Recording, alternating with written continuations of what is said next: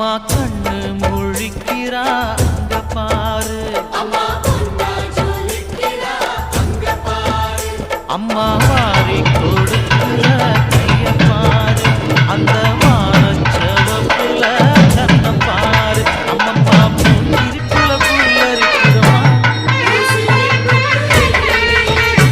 அம்மா கண்ணில் தெரியுதே அவ சங்கு கழுத்துதான் பவளமாகும். எங்க அம்மா